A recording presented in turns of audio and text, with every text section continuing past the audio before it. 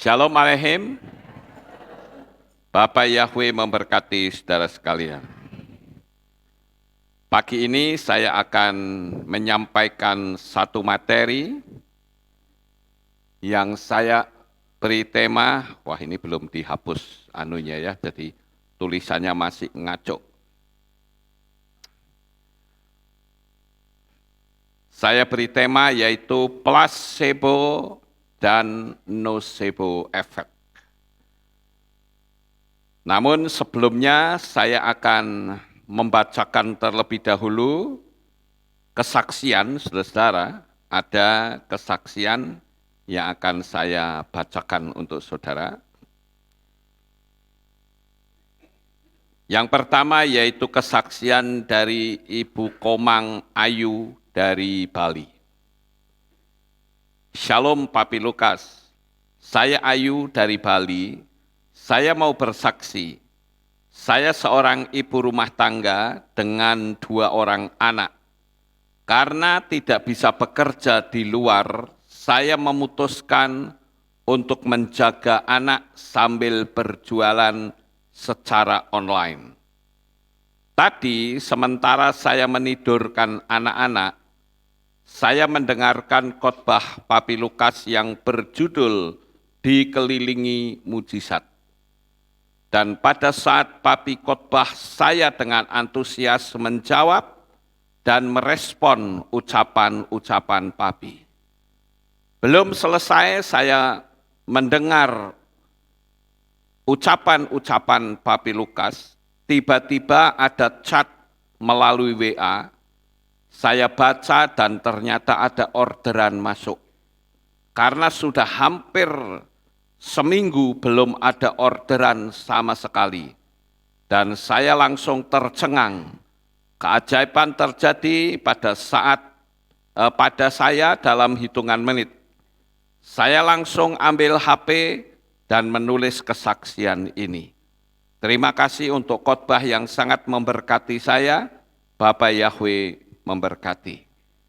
Nah, ini adalah kesaksian yang pertama.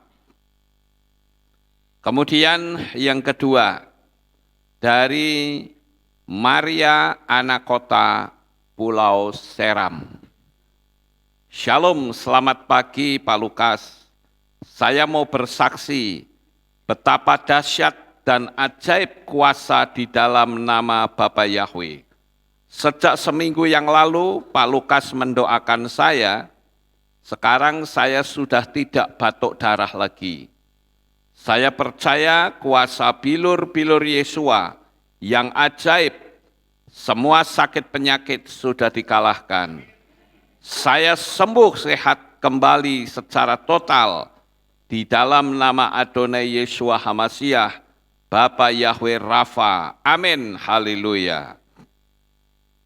Kemudian kesaksian yang ketiga, Bapak Daniel dari NTT.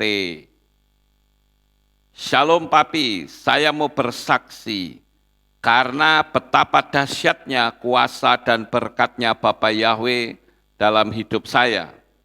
Kesaksian ini bersambung dari sebelumnya di tahun lalu saat saya menulis hukum Loa 55x5. Setelah berhasil mendapatkan kamera dan lensa baru, maka saya pun pengen melengkapi equipment saya lagi dengan lensa-lensa yang lebih bagus lagi. Karena persaingan kerja dunia surfing, lalu saya melakukan afirmasi hampir setiap kali saat saya memotret selalu bilang, terima kasih Bapak Yahweh, saya sudah punya lensa.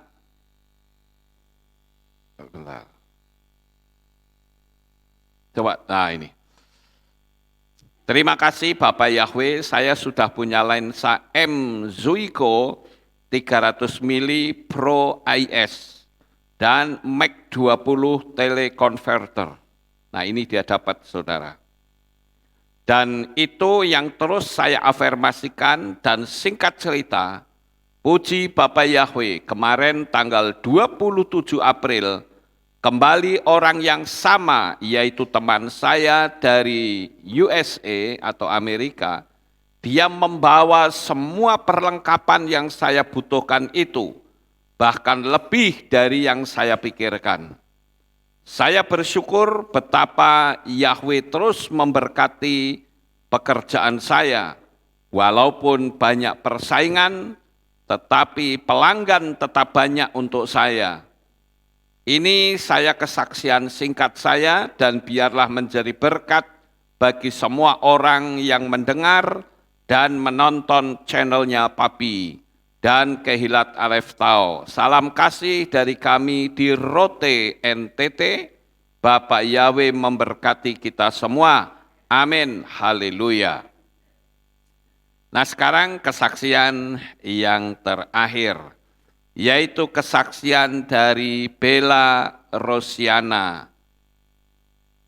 Shalom Papi Lukas, maaf sebelumnya saya mau bayar utang sama Papi Lukas. Juga saya mau mengucapkan terima kasih banyak untuk Papi Lukas bersama Mami Esther. Begitu juga Ibu Gembala saya, Ibu Sri Rezeki, dan seluruh keluarga besar KPI Pondok Daud yang saya tidak bisa ucapkan satu persatu. Perkawinan kami kemarin dilangsungkan di KPI Pondok Daud pada hari Jumat tanggal 5 bulan 5 tahun 2023. Itu hari yang saya sangat tunggu-tunggu sejak lama.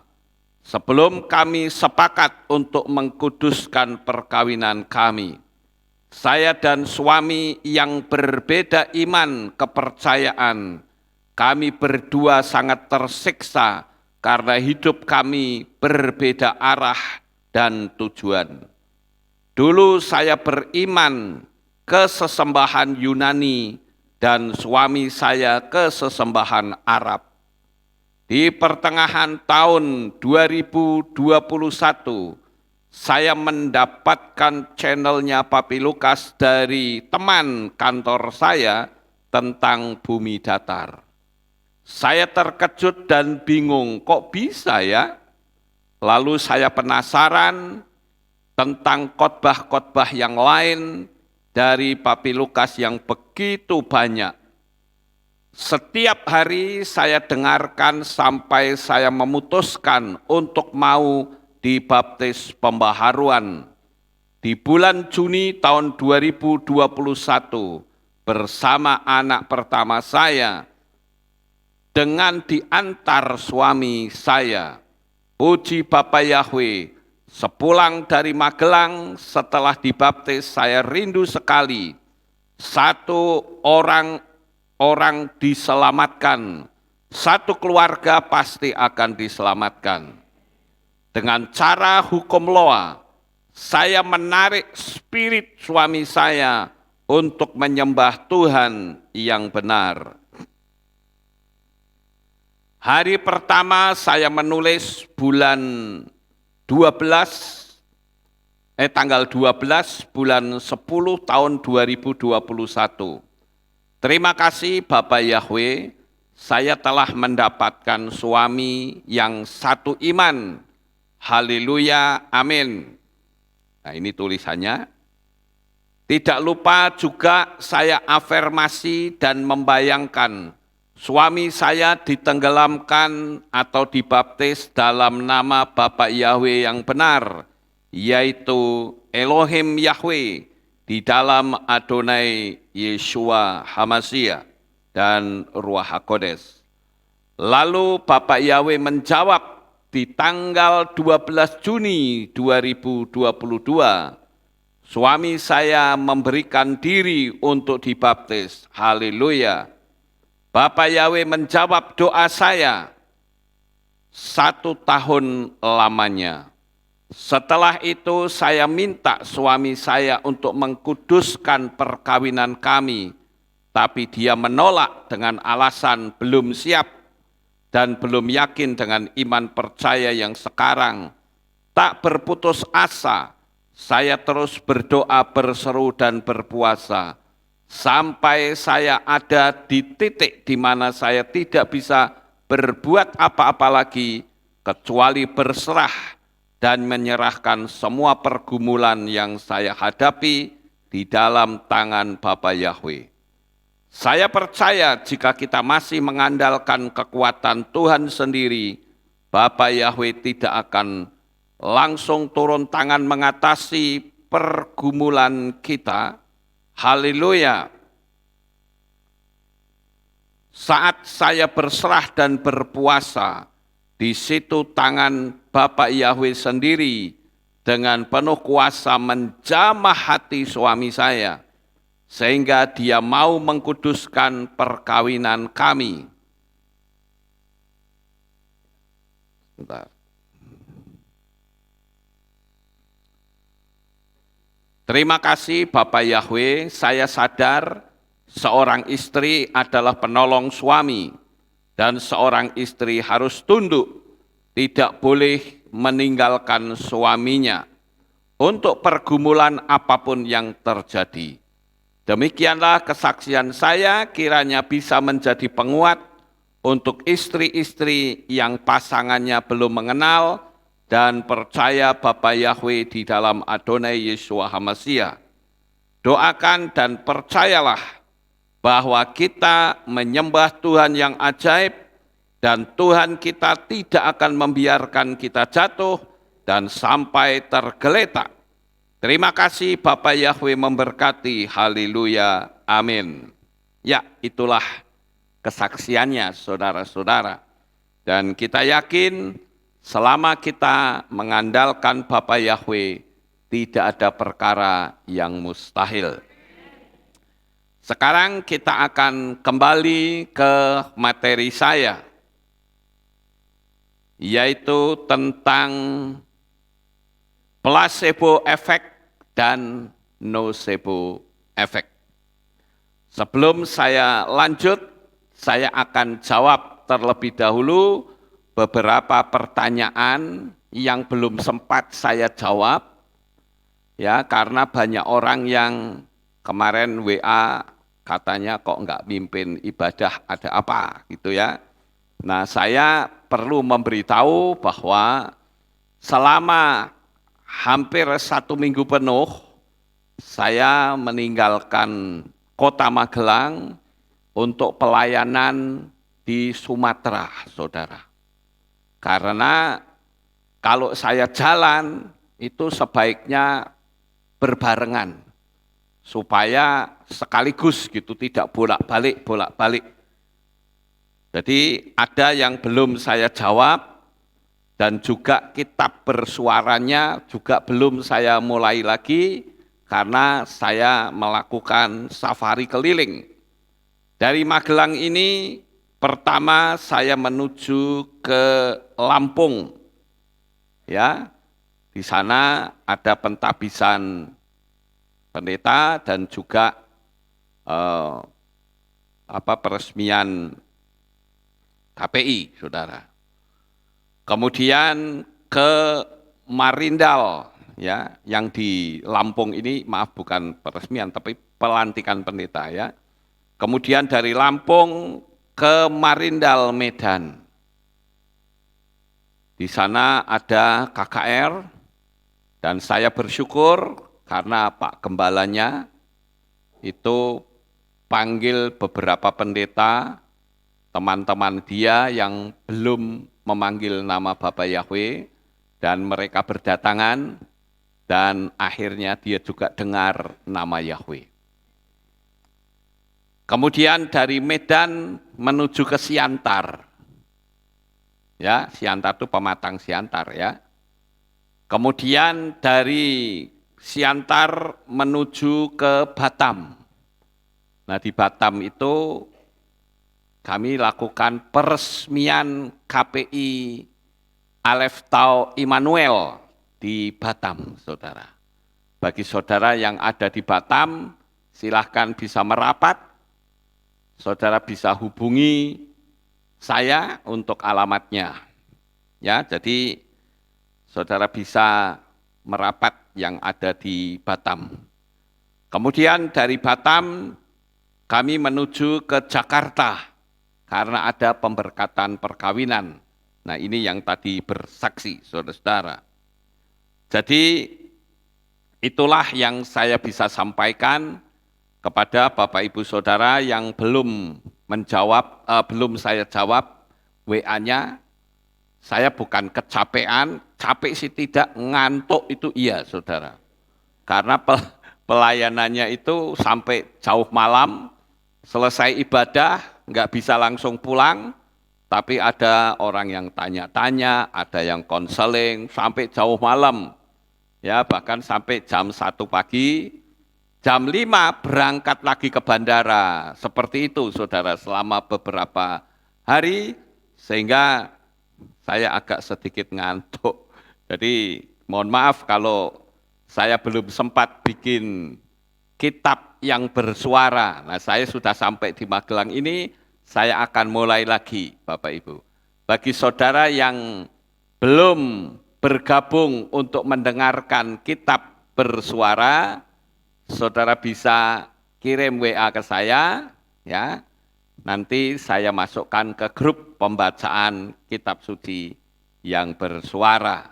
Saudara bisa lihat nomor HP saya di deskripsi di channel ini, saudara. Ya, baik, kita akan lanjut, saudara-saudara, tentang placebo effect dan nocebo effect. Apa sih sebetulnya yang dimaksud dengan placebo effect? Atau mungkin ada nggak di antara kita di sini yang baru sekali ini mendengar kalimat placebo effect, yang baru mendengar, yang sudah nggak usah angkat tangan, yang baru mendengar siapa? Wow, hampir semua ya. Jadi tidak banyak orang yang mendengar kata atau kalimat placebo effect. Jadi begini saudara-saudara, studi di Public Library of Science once menunjukkan bahwa placebo masih bekerja ketika orang tidak tahu mereka menerima pil tanpa bahan aktif sama sekali. Jadi begini, placebo effect itu adalah merupakan pengobatan palsu, saudara. Jadi kalau kita sering melihat ada orang yang memiliki ketergantungan dengan dokter. Sakit kepala sedikit, aduh saya hampir kena kanker ini, padahal sakit kepala, saudara. Ayo ke dokter, pergi ke dokter. Itu memiliki ketergantungan. Ya, sekalipun ketika diperiksa oleh dokter, ini nggak apa-apa gitu loh. Nah, bagaimana caranya dokter ini menyembuhkan? Karena memang faktanya nggak ada penyakit. Dia ini merasa aku ini sakit gitu loh. Nah, disitulah dokter menggunakan konsep yang dikenal dengan placebo effect, yaitu fenomena yang tentu tidak bisa dijelaskan secara medis tentang penyembuhan dengan menggunakan obat palsu.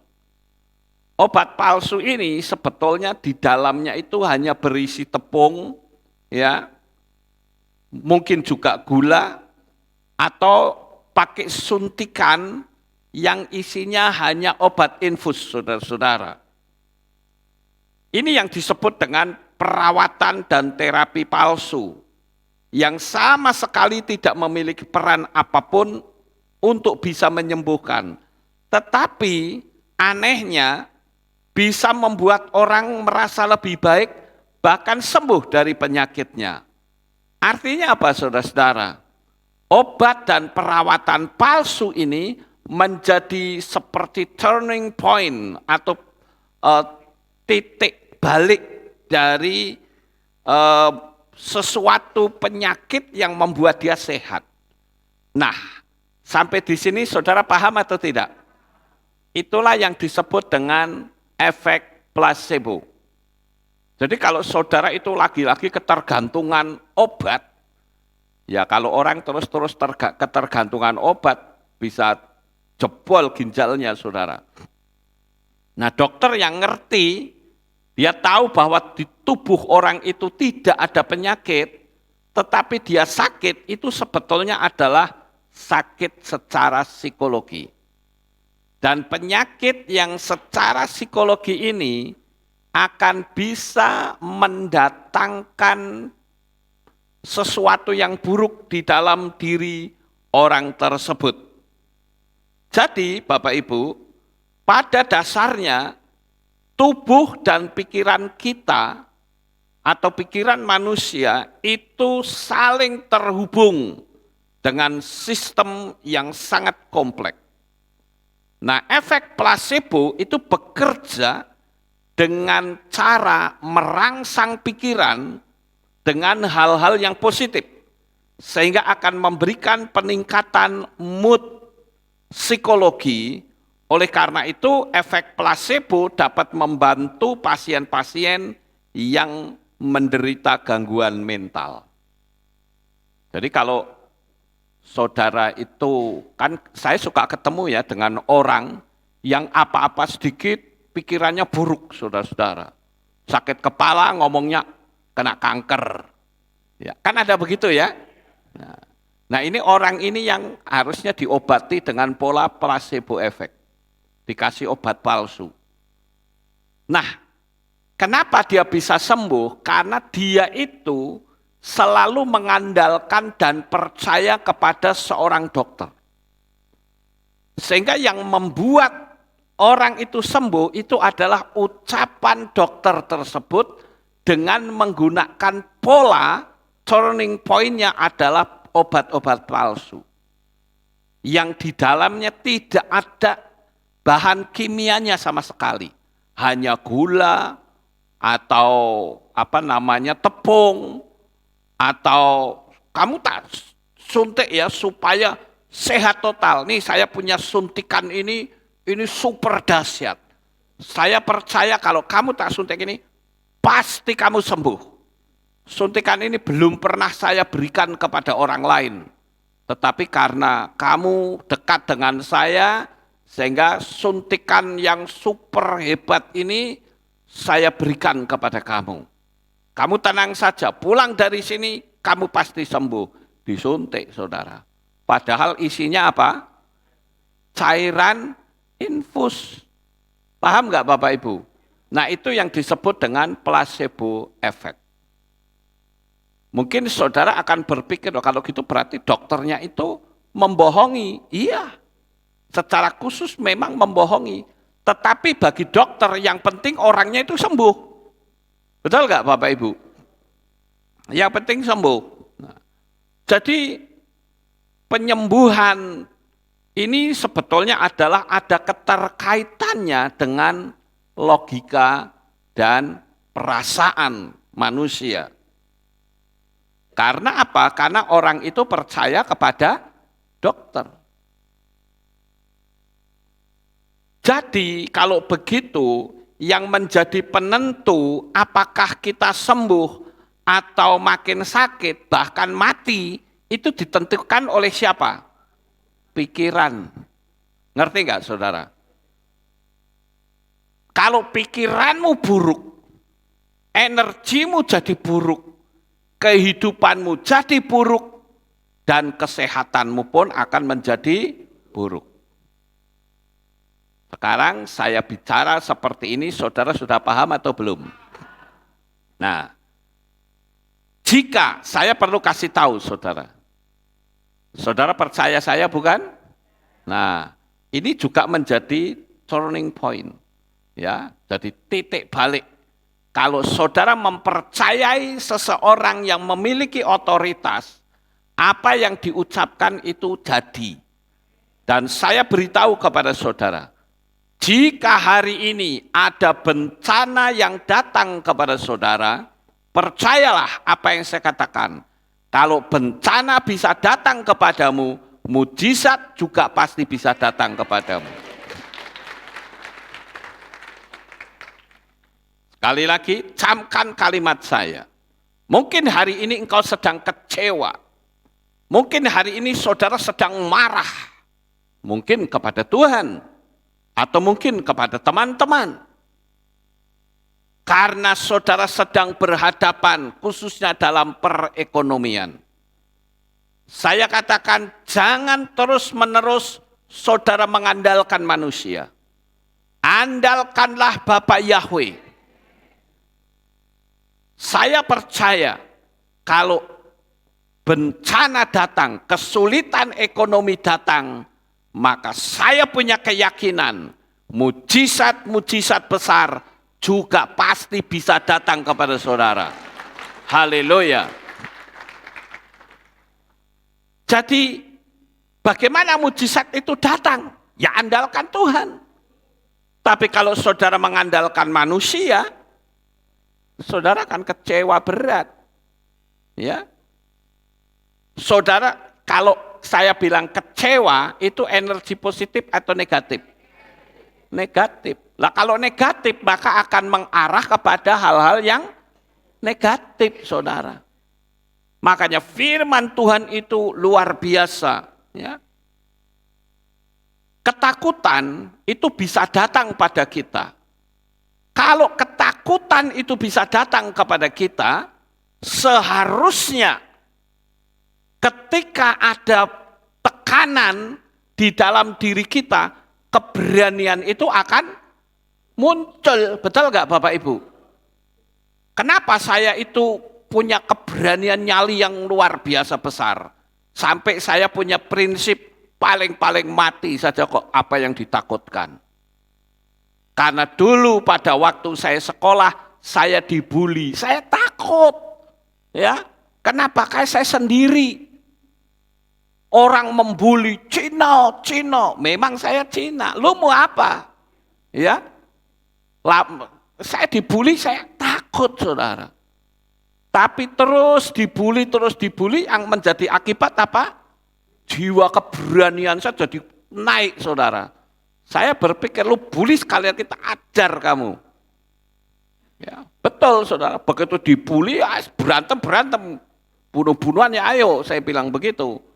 Akhirnya apa? Keberanian jadi muncul. Nah saya katakan, kalau engkau ditakut-takuti, percayalah ada Tuhan yang menjadi pembela saudara. Ya. Tapi faktanya banyak sekali yang ketakutan. Waktu yang lalu ditakut-takuti, ketakutan bukan? Sampai orang ibadah saja tidak berani. Iya toh? Nanti kalau saya ngomong yang macam-macam di take down lagi video saya. Tapi saya yakin saudara sudah tahu maksud arah pembicaraan saya. Iya kan? Jadi itulah yang disebut dengan placebo. Lawannya itu nocebo, saudara. Jadi setan itu tahu betul cara kerja pikiran sadar dan cara kerja pikiran bawah sadar. Saat orang ditakut-takuti akan adanya suatu penyakit, orang menjadi panik. Betul nggak Bapak Ibu? Kenapa sih? Karena yang menakut-nakuti itu punya otoritas. Merasa aku orang yang tahu segalanya. Padahal sedang membohongi dan menakuti, saudara. Itu bikin orang jadi nggak sejahtera. Mau ibadah ojo, itu. Bayangin saja, saudara. Sampai pendeta saja ketakutan.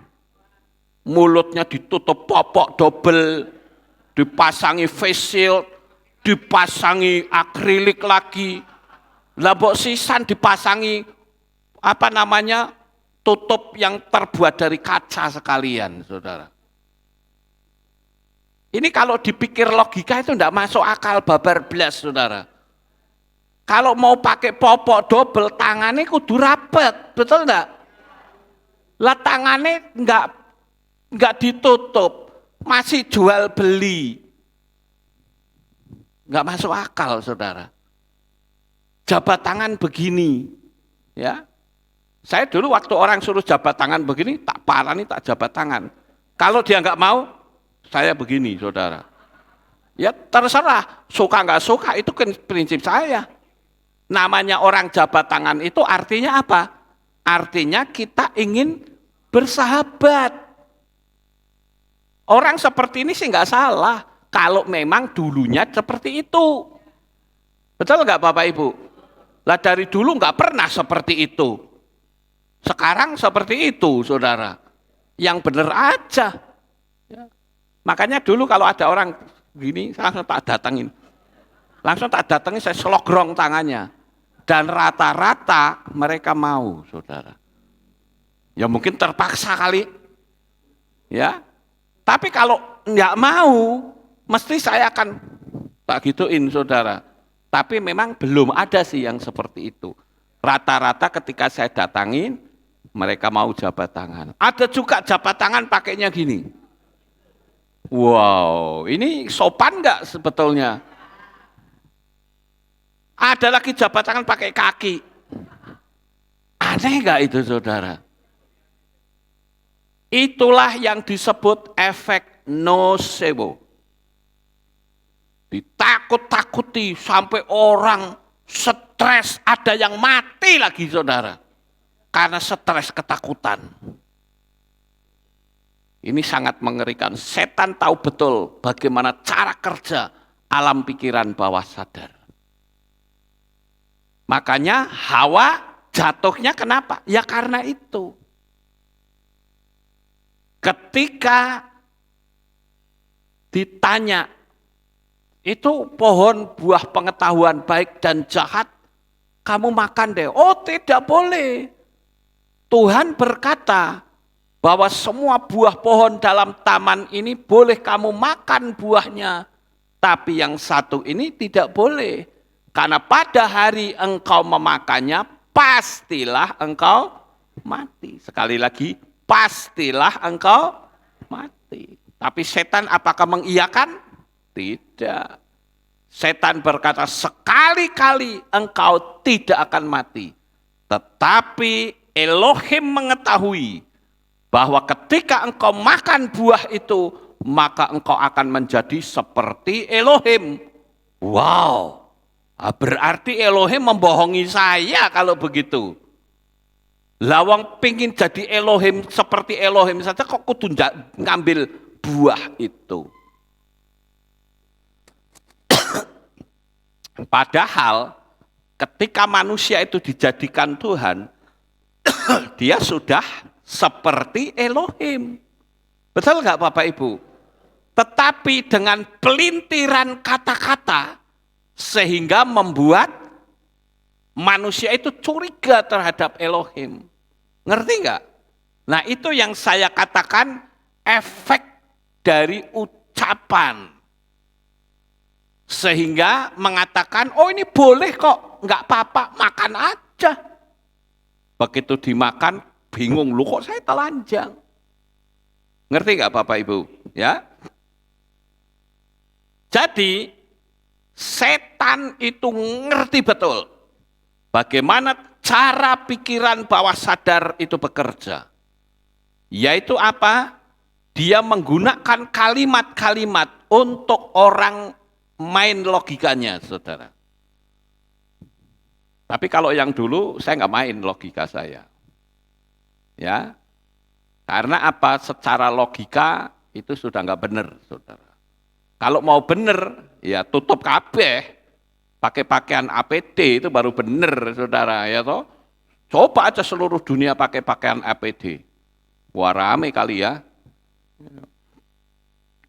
Sehingga orang menjadi panik karena yang berbicara adalah seseorang yang memiliki otoritas, kedudukan, dan punya kuasa. Dan yang ada di bagiannya. Misalnya dokter bicara penyakit, pendeta bicara kebenaran. Tapi yang diberitakan sebenarnya tidak benar, tetapi bisa diterima sebagai suatu kebenaran. Ini sangat berbahaya. Makanya pendeta atau gembala itu memiliki tanggung jawab yang besar di hadapan Tuhan, saudara. Dia bisa menakut-nakuti jemaat. Dia juga bisa bikin jemaat punya nyali yang besar, yang sangat luar biasa. Bahkan ketakutan pendeta itu spiritnya bisa transfer kemana-mana. Coba kalau saya ketakutan, semua jemaat akan ikut takut, saudara. Tapi kalau kita punya nyali, kita punya keberanian, apalagi kita tahu bahwa kita punya Bapak Yahweh, apa yang ditakuti? Tapi di luar sana orang berkata, pakai hikmat akal budi Pak. Lawang sampai hari ini ya saya nggak mati-mati kok, saudara. Yang penting kita mengandalkan Tuhan. Mati hari ini, lusa besok sami mawon. Amin. Saya sampaikan ini itu berdasarkan dengan apa yang saya pelajari.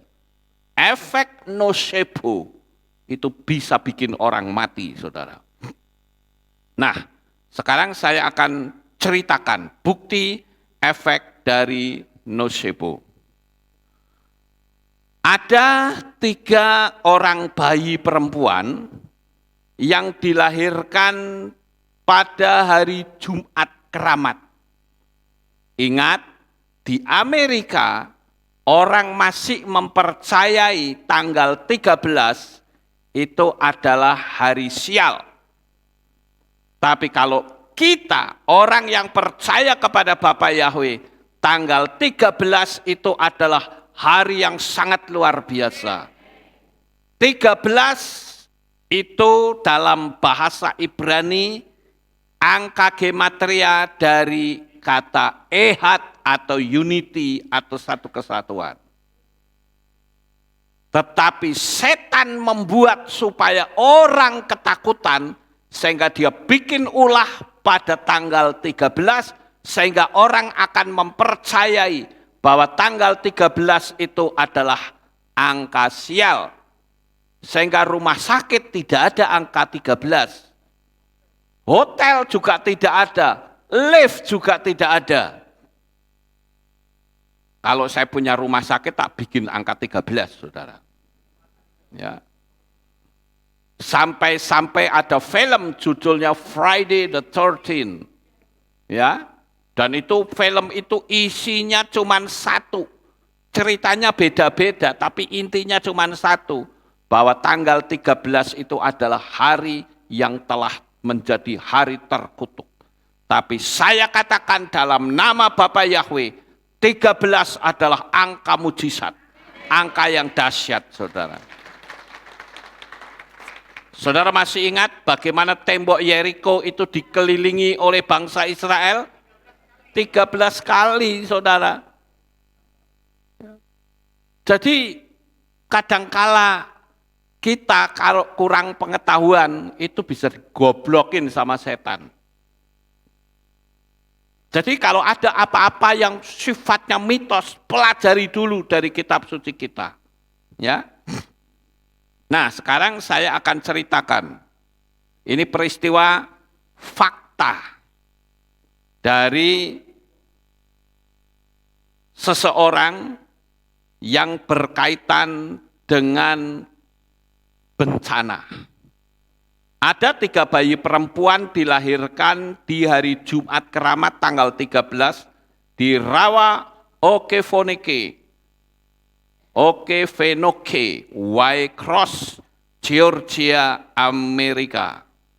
Nah, seorang bidan itu berkata kepada orang tua bayi itu bahwa kelahiran bayimu adalah kelahiran di hari yang terkutuk. Bahkan saudara-saudara, si dukun bayi itu atau bidannya itu berkata bahwa bayi pertama akan meninggal sebelum ulang tahunnya yang ke-16. Bayi kedua akan meninggal sebelum ulang tahunnya yang ke-21.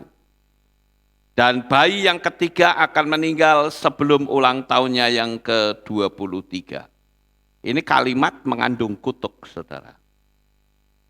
Nah, karena pasien ini yang melahirkan nggak ngerti kitab suci, sehingga dia dicekam rasa takut bahwa anak-anakku pada usia yang ke-16, 21, dan 23 akan mati. Ini nocebo ini namanya, saudara. Akibatnya orang ini menceritakan kepada anak-anaknya bahwa kamu dilahirkan tanggal 13 hari keramat di hari Jumat dan kamu akan mengalami hal-hal yang seperti itu. Nah, sekali lagi saya perlu memberitahu, saya hentikan dulu sampai di sini, saya akan beri sedikit masukan kepada saudara. Setiap kali saudara mendengar kalimat-kalimat yang bernuansa kutuk pada diri saudara, saudara tidak boleh diam. Saudara harus, kecuali kalau memang kita melakukan sebuah kesalahan, itu bisa tembus. Ya, itu sebabnya kita harus jalani hidup ini sesuai dengan firman Tuhan, sehingga tidak ada kutukan yang bisa masuk dalam diri kita. Jadi, kalau saudara mendengar kalimat-kalimat kutuk, apalagi yang terang-terangan, saudara bisa menghentikan atau mengembalikan. Saudara harus berkata bahwa semua kutukan tidak akan bisa mengena saya. Karena saya memiliki pelindung, yaitu Bapa Yahweh di dalam Adonai Yeshua HaMashiach. Tapi kalau orang itu terang-terangan, terkutuklah kamu misalnya, kita bisa berkata, enggak perlu ngamuk saudara. Katakan saja, baik, kutukan itu saya kembalikan kepada pemiliknya. Selesai. Betul enggak Bapak Ibu? Kenapa kadang-kala orang ditakut-takuti sampai gemetaran, rumahnya ada setan, malah ditinggal lari, ya enak setan saudara. Kalau saya rumahnya dimasukin setan, ya setannya tak suruh pergi, bukan kitanya yang pergi, betul enggak? Lah tapi setannya ngamuk, selama saudara berani, setan tidak akan berani sama kita. Setan itu kan ibarat anjing, saudara. Saya bolak-balik memberitahu, kalau ngusir anjing, saudara harus berani ambil batu, ya, hadapi itu anjing, sikat pakai batu, saudara. Pasti anjing itu akan lari. Setidak-tidaknya pukulan ini akan bisa membuat anjing itu nyerah. Tahu kelemahan anjing di mana? Di hidungnya, saudara. Wabok mulutnya jagrak kayak gini, jangan takut. Saudara incer saja hidungnya. Begitu dekat sikat hidung, jeglek langsung pingsan saudara anjing itu. Ya. Tapi karena kita nggak ngerti, akibatnya apa? Begitu anjing sudah keluarkan taringnya, lari kita. Tapi kita mundur, dicatek saudara. Kalau kita sudah nekat, kamu atau aku yang maju, dia pasti kalah. Begitu juga kutukan. Ketika kutukan itu terang-terangan diarahkan kepada kita, saudara nggak perlu ngamuk. Ngamuk tembus kutukan itu, saudara. Karena apa? Kutukan kalimat negatif itu akan masuk ke dalam diri kita dengan cara apa? Cari jembatan. Jembatannya apa? Emosi kita. Ngerti Bapak Ibu?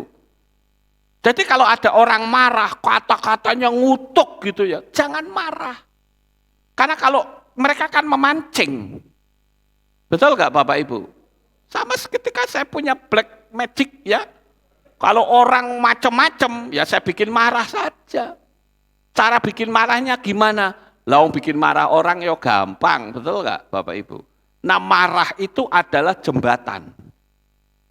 Ingat ketika orang ngamuk-ngamuk nggak perlu malah diam saja, sudah dengerin kalimatnya. Begitu dia ngeluarin kalimat kutuk, ya udah bilang aja, oke, saya terima, tapi kembali kepada pemiliknya. Kembali nggak? Kembali, saudara. Ya, nggak perlu marah. Sama seperti kita memberitakan Injil misalnya, Orang ngamuk-ngamuk gampang, kebaskan debu saja. Betul nggak Bapak Ibu? Tapi kadangkala ketika kita melakukan sesuatu, kita pulang dengan kecewa. Ngapain kita pulang? Yesua loh ngajarin kita, kebaskan debu. Sampai di sini paham, saudara? Nah, kita kembali ke cerita tadi. Bayi-bayi itu diberitahu bahwa kamu akan mati pada usia yang ke-16, 21, dan 23. Bayi pertama ternyata betul-betul meninggal sebelum hari ulang tahunnya yang ke-16 akibat kecelakaan. Jadi kutukan itu kalau dibiarkan dia akan ngejar kita sampai penentuan waktunya itu tiba. Saudara pernah nonton film Final Destination? Wow, itu luar biasa saudara.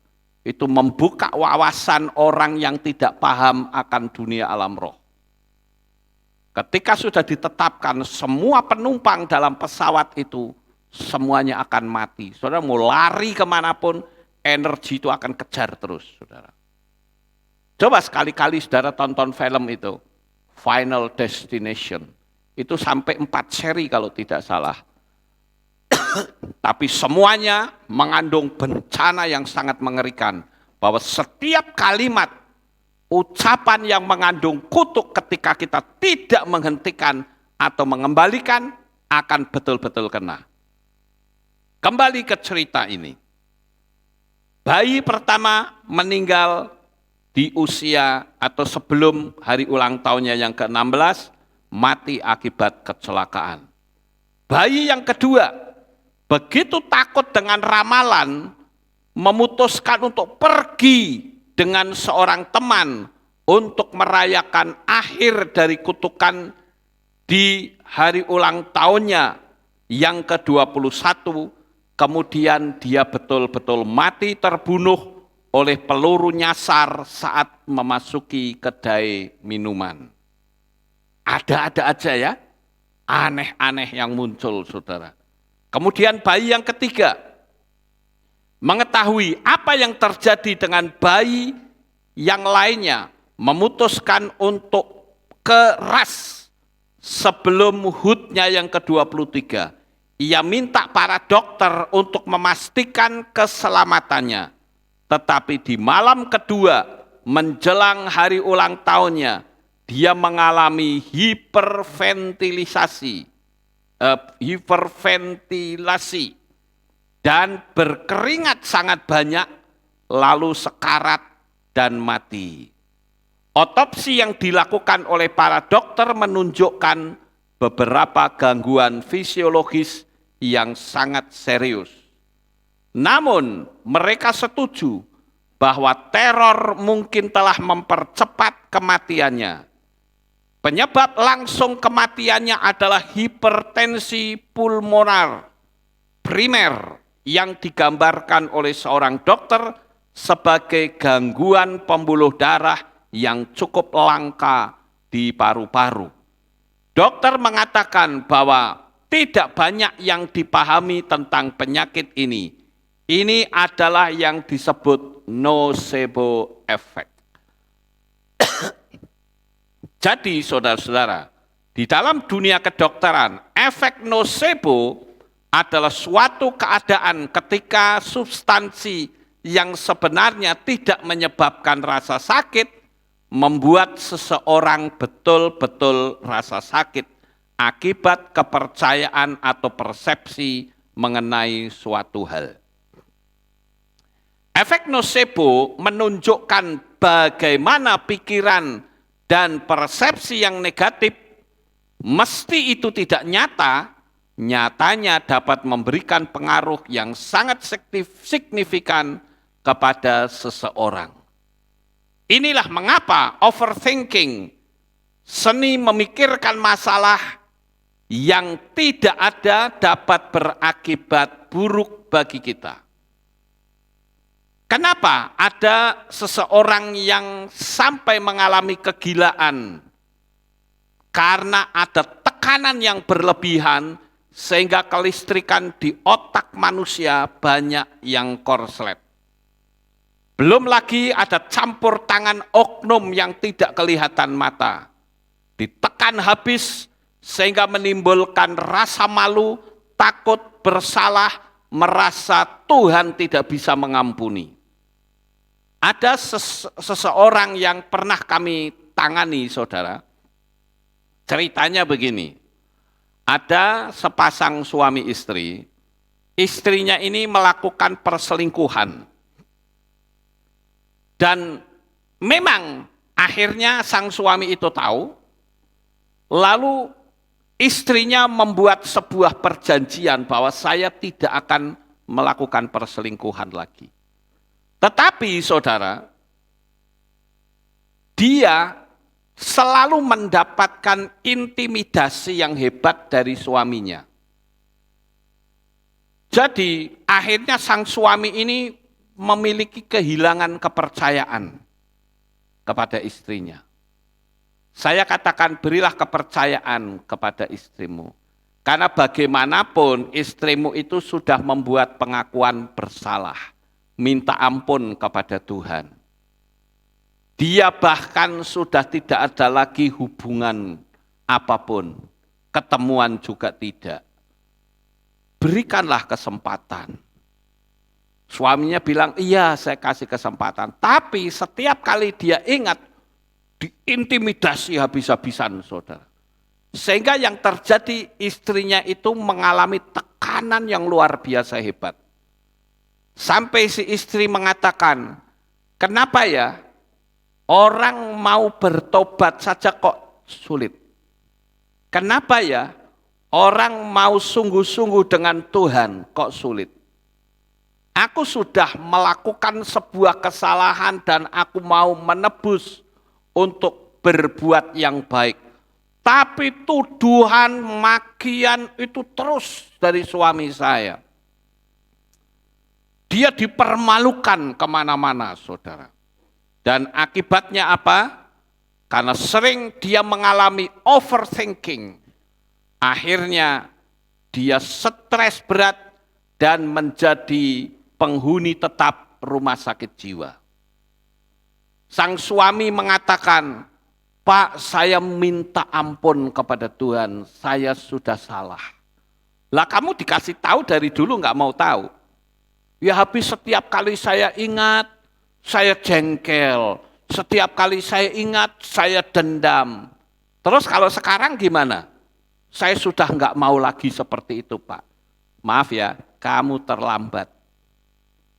Otak istrimu itu sudah banyak yang korslet, sehingga kalau suaminya itu besok ke RSJ, apa yang dia lakukan? Sang suami itu berkata, ketika aku melihat istriku sudah tidak lagi mengenali aku. Dia seperti melihat hantu. Dia berusaha untuk melakukan perlawanan hebat kepadaku. Ya itulah saya bilang, korsletnya semakin nemen. Ya saya menyesal, sekarang saya harus ngurus anak-anak. Ya, saya harus bikin makan, harus begini, harus begono. Saya bilang, kenapa kamu dikasih tahu dari dulu nggak mau tahu? Sekarang bayarannya enak ya, terlambat kamu tahu, tak gituin. Ya harus bagaimana lagi Pak? Ya sudah, nikmati saja. Ya, itu sebagai apa? Tanda kalau kamu egois. Saya terang-terangan ngomong, kamu egois. Gitu. Walaupun dia tetap diam, saya bilang, kamu dikasih tahu dulu, nurut apa kata saya, nggak akan kejadian seperti ini. Sekarang istrimu jadi penghuni tetap RSJ. Tiap hari suaminya datang ingin berusaha mengobati hati istrinya, terlambat. Istrinya sudah tidak lagi bisa mengenali dia. Kenapa? Banyak korslet otak manusia itu kan mengandung listrik, saudara. Ya, makanya bisa diukur frekuensinya dengan satu alat yang namanya encephalograph namanya. Itu bisa untuk mengukur getaran otak, itu banyak yang korslet. Tiap hari istrinya harus makan obat penenang terus-menerus. Kenapa sih manusia itu lebih suka mengumbar emosi? Apa kamu tidak bisa mengampuni? Sehingga kamu selalu menuding-nuding bahwa istrimu itu begini, begono, begitu. Akhirnya apa? Berantakan semuanya. Semuanya sudah terlambat. Enggak perlu disesali. Bagaimana dengan anak-anakku? Semua orang nanti akan berkata, mamimu gila ya. Ya faktanya memang begitu. Nikmati saja. Itulah bayaran dari orang yang tidak taat kepada firman Tuhan. Sampai di sini paham Bapak Ibu? Efek nocebo itu sangat mengerikan. Makanya kalau saudara lihat di internet, kata placebo mesti gambarnya begini.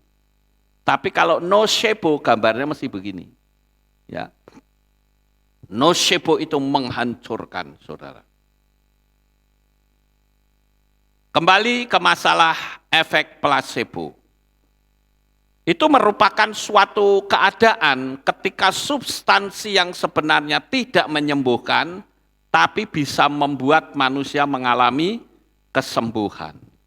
Jadi di lingkungan medis, placebo seringkali disebut sebagai obat kosong, karena tidak mengandung bahan aktif yang mempengaruhi kesehatan sama sekali.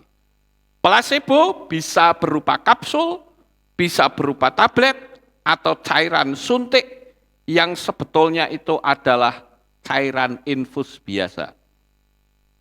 Ya nggak salah juga saudara ya. Kenapa? Karena yang disuntikkan kan bukan racun, tapi hanya cairan infus. Tapi dengan cairan infus itu orang merasa yakin, wah aku dikasih obat suntik yang termahal, terhebat, sehingga membuat efek yang luar biasa. Artinya placebo itu bisa juga saya menyebutnya sebagai istilah sugesti diri. Ya Bapak Ibu, ketika kita diberi sesuatu yang saya sebut dengan turning point tadi, baru kita bisa mensugesti diri. Wah dengan alat ini aku bisa sembuh. Tetapi sekarang bagaimana kalau tidak ada alat ini? Apakah bisa sembuh? Bisa, saudara. Yaitu apa? Kita punya keyakinan. Aku anaknya Bapa Yahweh, kehidupanku bukan menurun tetapi semakin naik. Dan ketika kita bicara, ya boleh tepuk tangan. Haleluya. Ketika kita berbicara hal-hal yang positif, tanpa perlu menggunakan alat. Apakah itu alat obat, apakah itu suntik, apakah itu kapsul, enggak perlu. Yakini diri sendiri, engkau adalah manusia-manusia hebat yang dijadikan Tuhan hidup di dunia ini untuk mengalahkan dunia, untuk memberkati orang lain, bahkan untuk kita membuat nama Bapa Yahweh dimasyhurkan. Haleluya. Jadi Bapak Ibu, lebih dari 3.500 tahun studi kasus yang ada dalam literatur medis itu membuktikan bahwa placebo itu sesuatu yang tidak nyata, ya namanya juga psikologi kan nggak nyata saudara ya, tapi bisa betul-betul terjadi. Anehnya, ada penyakit kanker stadium 4 itu bisa hilang saudara. Bahkan ada HIV positif menjadi negatif. Penyakit jantung bisa sembuh. Gagal ginjal bisa sembuh. Diabetes, tekanan darah tinggi, tiroid, autoimun, semuanya bisa sembuh saudara. Hanya dengan efek placebo. Tapi kita tidak membutuhkan efek placebo. Kita tidak membutuhkan media. Yang kita butuhkan adalah kepercayaan diri bahwa engkau tidak sendirian. tetapi bersama dengan Bapa Yahweh. Haleluya. Dan efek placebo ini itu sangat luar biasa Bapak Ibu. Karena apa? Karena dengan kita memahami efek placebo, maka kehidupan kita tidak pernah menjadi turun. Nah, itu yang saya katakan dahsyatnya kekuatan pikiran yang dapat mengubah segalanya. Kitab suci mengatakan masalah pikiran. Ketika pikiran kita itu baik, akan menuju ke baik. Tapi kalau pikiran kita diwarnai dengan kekhawatiran, maka yang terjadi manifestasinya adalah ketakutan yang terjadi. Iyob pasal 3 ayat 25 sampai 26 akan sangat jelas di sana. Bahwa apa yang aku takutkan itulah yang menimpa aku. Apa yang aku khawatirkan itulah yang mendatangi aku. Aku tidak mendapatkan ketentraman dan ketenangan, tetapi kegelisahanlah yang timbul. Itu manifestasinya sudah kelihatan. Jadi kalau hari ini saudara dicekam terus oleh rasa takut, hidupmu akan dijauhi oleh mujizat. Hidupmu akan dijauhi oleh rezeki. Sekarang berbalik yang benar. Bahwa semua itu penentu hidupmu ke atas atau ke bawah adalah pikiranmu. Imanmu kepada Bapa Yahweh itu yang menjadi penentu. Haleluya. Pikiran bawah sadar adalah gerbang menuju alam yang tanpa batas. Sehingga apapun yang dipikirkan akan terjadi dengan caranya sendiri. Saudara harus tahu bahwa hidup kita itu ada di dimensi waktu. Kadangkala orang suka berkata, kenapa ya kok kami harus menunggu seperti tadi kesaksian orang yang mendapatkan lensa? Harus tunggu saudara. Ya. Begitu juga yang ingin supaya suaminya bertobat harus tunggu. Kenapa? Karena kita hidup dalam dimensi waktu, saudara. Walaupun ada yang cepat. Kenapa kok bisa cepat? Karena energinya besar. Cepat dan lambatnya mujizat itu tergantung dari energi yang ada dalam diri kita. Sampai di sini paham Bapak Ibu? Inilah penyebab kenapa orang begitu sulit meningkatkan pengetahuan yang baru dalam kerohanian. Sehingga menggunakan jurus pokoknya. Karena orang itu tidak mau belajar. Banyak loh orang-orang dikasih tahu tentang nama Bapak Yahweh saja nggak mau tahu saudara. Bahkan ngatain sesat. Kalau saya tanya, kamu tahu nggak artinya haleluya? Tahu apa? Pujilah Tuhan. Ya wes, karepmu wes. Ya. Haleluya kok pujilah Tuhan. Aneh banget saudara. Haleluya itu ya pujilah Yahweh, bukan pujilah Tuhan.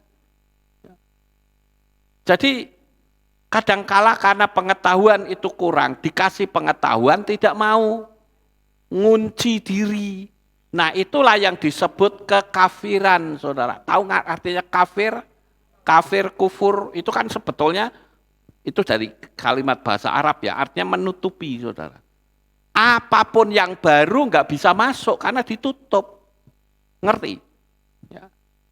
Jadi kenapa orang tidak bisa meningkat? Sama seperti saya menyadari saya sekolahnya gagal. Tapi saya mau terbuka, saya mau belajar. Kenapa? Karena saya tahu jemaat Bapak Yahweh di Kehilat Alef Tau Magelang itu bukan orang sembarangan. Saudara itu orang-orang yang pintar-pintar. Jadi kalau saya asal ngomong, asal jeplak ya saudara bilang aku dihapusi Pak Lukas. Betul enggak? Jadi saya harus tingkatkan pembelajarannya. Minimal orang-orang kalau sudah berani upload di YouTube harus berani bersaing dengan S1, S2, S3 S4, bahkan S5, saudara. Ya, jadi yang penting kita mau belajar, mau S berapapun ya terserah. Pokoknya bagi saya khotbah jemaat mudeng gitu loh. Ngerti, mudeng itu artinya ngerti. Ya. Nah sekarang pertanyaan saya ngomong dari tadi saudara ngerti atau tidak? Nah itu jawaban yang mantap saudara.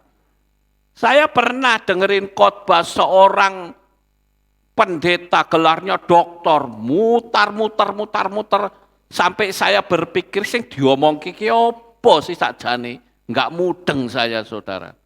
Pakainya bahasa ilmiah, ya, inisiasi, ini apa namanya macam-macam bahasa kayak gitu, ya. Aku ki maksud iki opo gitu loh. Akhirnya Pak, mbok-mbok yang tua manggut-manggut tapi ngantuk saudara. Amin, amin. Ya lumayanlah di rumah nggak bisa tidur, di sini bisa tidur, kan gitu. Ya.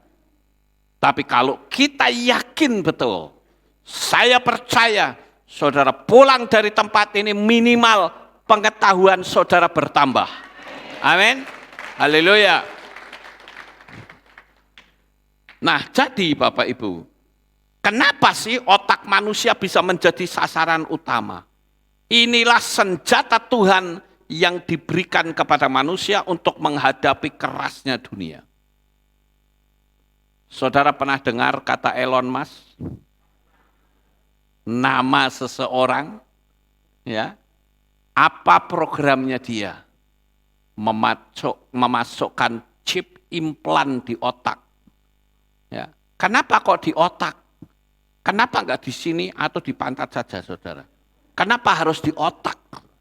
Karena otak manusia itu sangat penting. Ada sebuah penyelidikan, saudara bisa lihat di YouTube, saudara. Tikus, otaknya direkayasa. Di situ ditaruh robot kecil biasa yang terbuat dari sikat. Begitu robot dijalankan, tikusnya santai aja, saudara. Begitu otaknya diaktifkan, itu robot disikat habis, saudara. Dan itu sedang dipersiapkan kelak. Ketika nanti manusia akan bisa dijadikan zombie. Tunggu saja tanggal mainnya, saudara.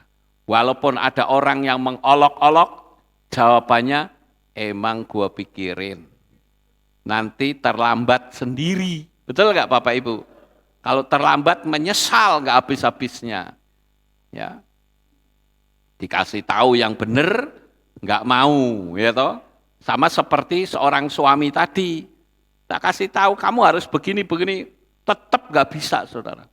Ini memang dasar istri saya itu tukang selingkuh, ini tukangnya kapan gitu loh. Nggak bisa Pak, saya sudah nggak percaya, wes karepmu lah. Terserah, saya hanya bisa, saya kan orang luar. Dan ternyata nekat akhirnya sampai hari ini istrinya menjadi penghuni rumah sakit jiwa. Penghuni tetap, saudara, permanen. Korsletnya nggak kunjung sembuh, makin parah karena apa? Sering minum obat penenang. Begitu dia ingat suaminya, wah beringas, saudara. Itulah yang saya sebut semuanya terlambat. Ketika nanti terjadi rapture semua terangkat, baru terlambat, saudara. Makanya saya memberitahu kepada Bapak Ibu, saudara sekalian, kesempatan kita itu sangat sedikit.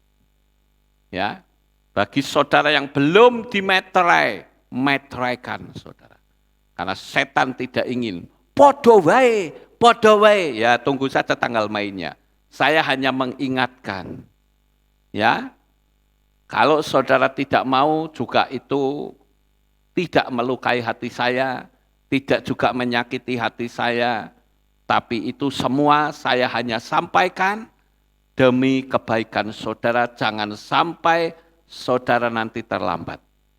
Apa yang saya lakukan hanya selalu saya berpikir, Tuhan, selamatkan orang-orang di Kehilat Alef Tau dan semua para subscriber Terserah dia mau suka atau tidak suka, doa saya selamatkan mereka, berkati mereka.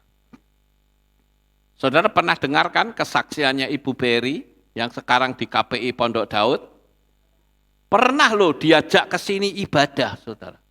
Dengar puji-pujian kan juga sudah bersaksi di sini, bukan? Apalagi dengar khotbah, tinggal pulang, saudara. Akibatnya apa? Dia nyesel habis ketika dia sudah sampai di NTT. Ternyata itu nama yang benar. Sayang sekali, suaminya sudah dipanggil Tuhan. Kemarin saya sempat ketemu, sempat bincang-bincang, dia bilang, aduh ada pemberkatan perkawinan kayak gini, saya yang baper katanya. Ya sudah, suruh bagaimana lagi. Yang penting ibu sekarang sudah berada dalam jalur yang benar. Jadi jangan sampai terlambat, saudara. Pikiran kita itu sangat penting. Ayo kita belajar untuk berpikir hal-hal yang positif. Amin. Kita lanjut, saudara-saudara. Dalam dunia alam supranatural, mulut atau ucapan kita itu ibarat seseorang yang sedang nyetir mobil. Paham Bapak Ibu?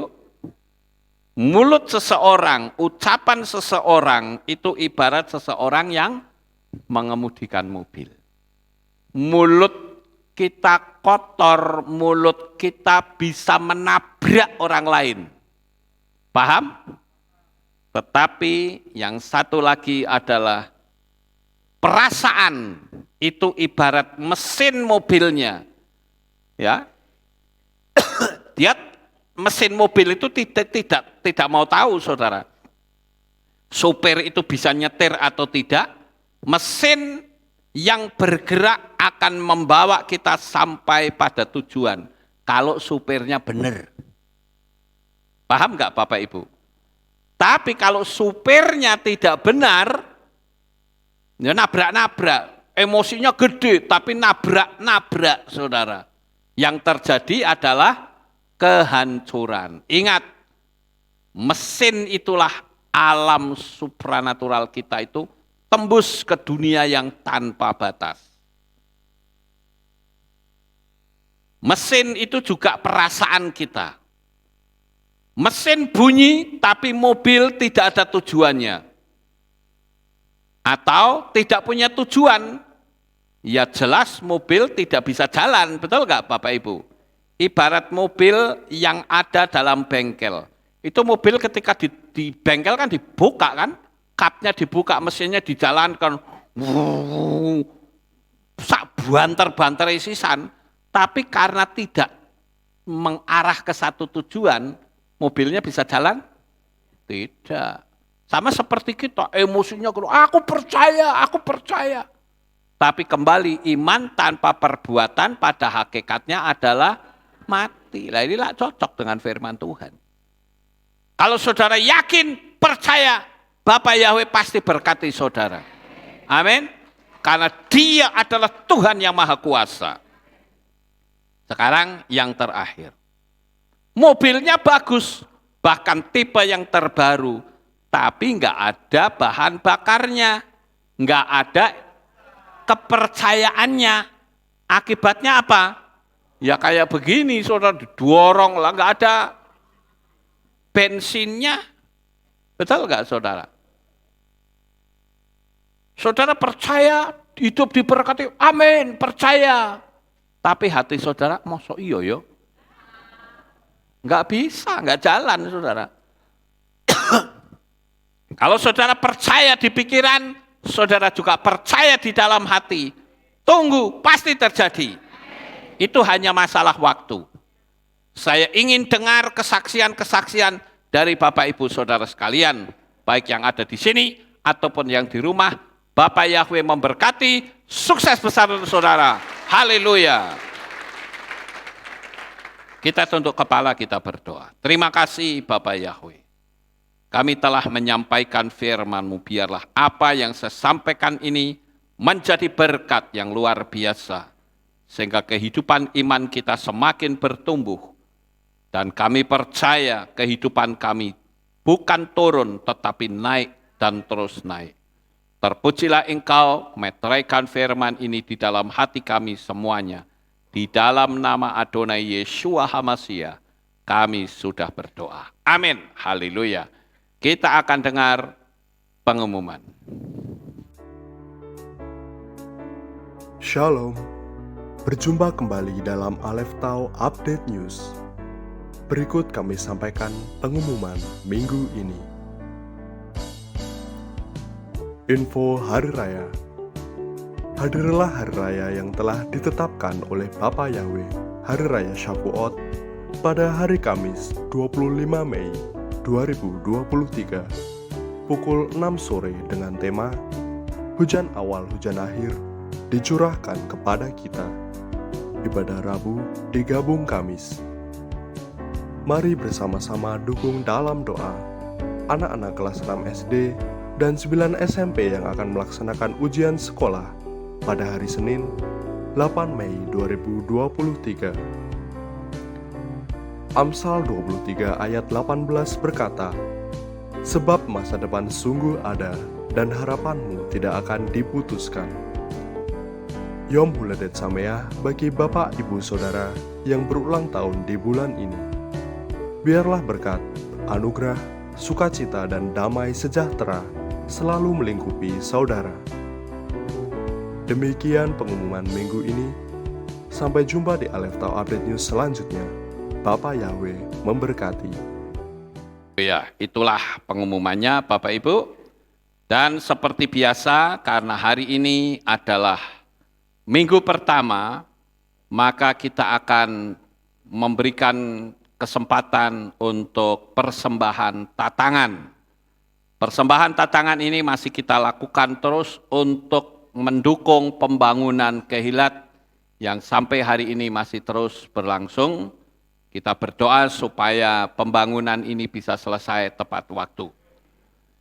Bagi saudara yang berulang tahun di bulan Mei, dan bagi saudara yang akan tes ujian besok, silakan maju ke depan, saya akan doakan bersama-sama.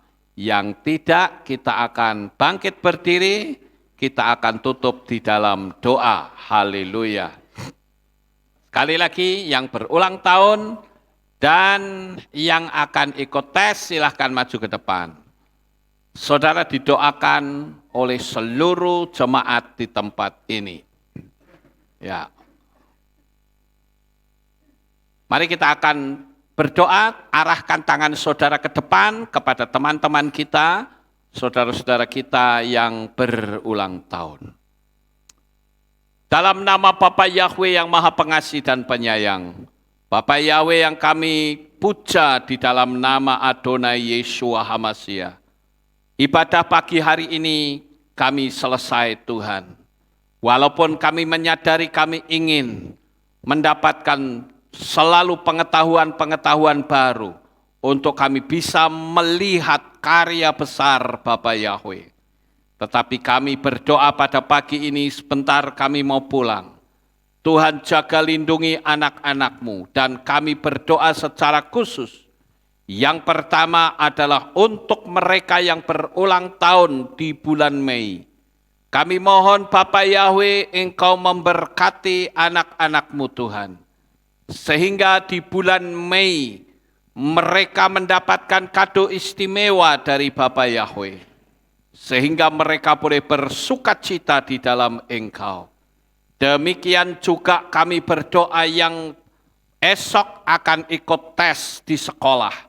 Berilah hikmat, kepandaian yang semakin tinggi, sehingga apa yang sudah dipelajari mereka bisa mengingatnya. Terima kasih Bapa Yahweh, kami menyerahkan semuanya ini di dalam tangan kuasa-Mu. Biarlah Roh Kudus senantiasa menopang di dalam setiap kehidupan anak-anak-Mu. Kami percaya mereka akan mengerjakan soal di sekolah dengan cara yang jujur, kepandaian mereka tidak akan pernah berkurang. Terima kasih Bapa, sekali lagi kami serahkan anak-anak-Mu yang berulang tahun, yang masih sekolah beri hikmat, yang sudah bekerja diberkati buah pekerjaan mereka. sehingga akan terus meningkat dengan berkat-berkat yang takkan pernah turun. Terima kasih Bapa Yahweh, kami mempersembahkan anak-anak-Mu ini di dalam tangan kuasa-Mu. Begitu juga yang memberikan persembahan tatangan untuk pembangunan. Bapa Yahweh berkati sehingga anak-anak-Mu ini penuh dengan mujizat dalam kehidupannya. Terima kasih Bapa Yahweh, yang belum mampu, Tuhan beri kemampuan untuk bulan depan bisa memberikan persembahan tatangan. Terima kasih Tuhan, inilah doa syukur yang kami naikkan kepadamu.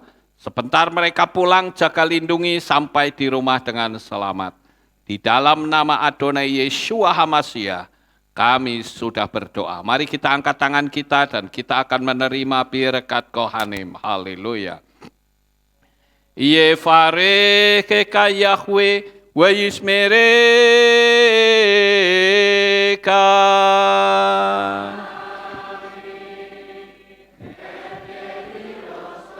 Yair Yahweh panau eleka wihuneka.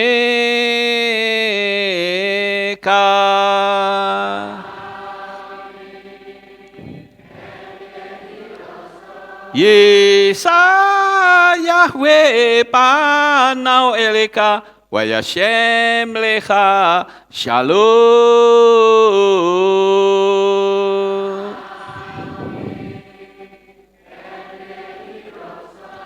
Baruk ataba ufaruk ataba saleh. Engkau akan diberkati di kota dan kau akan diberkati di ladang. Baruk peripitne kau friat matka ufri fahem teka shekar ala peka wa esterot soneka. Diberkatilah buah kandunganmu, diberkati hasil bumimu, diberkati hasil ternakmu, anak-anak lembumu dan anak-anak dombamu. Baruk tanah kau misyarteka, diberkatilah bakulmu dan tempat adonanmu. Baruk ata boboy kau faruk ata betseteka, dan kau akan diberkati pada waktu kau masuk, dan engkau akan diberkati pada waktu engkau keluar. Baruk ata Yahweh Elohenu melek haolam, besem Yeshua HaMashiach Ruach HaKodesh kile olam faed. Kami sudah berdoa dan mengucap syukur. Haleluya.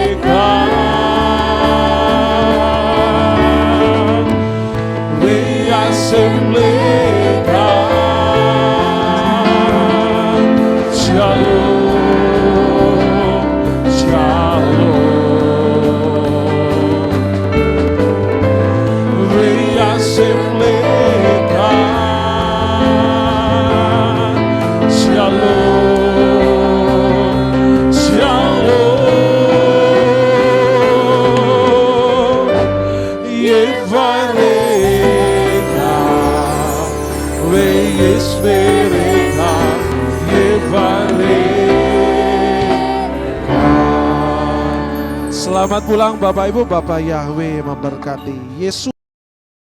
Pujilah Bapa Yahweh yang Maha Kuasa. Terima kasih atas kehadiran Bapak Ibu Saudara sekalian dalam ibadah bersama kami di Kehilat Alef Tau Magelang. Doa saya Bapa Yahweh memberkati dengan kesehatan yang sempurna, damai sejahtera dan berkat materi yang semakin melimpah. Kami menunggu kembali kehadiran Bapak Ibu Saudara sekalian pada jam yang tersedia. Hari Sabat jam 5 pagi, hari Minggu jam 6 pagi, hari Rabu jam 6 sore. Siap sedialah sebagai mempelai HaMashiach untuk menyambut kehadiran mempelai pria kita, yaitu Adonai Yeshua HaMashiach di awan-awan yang permai. Amen lehitraot. Shalom, sampai jumpa kembali.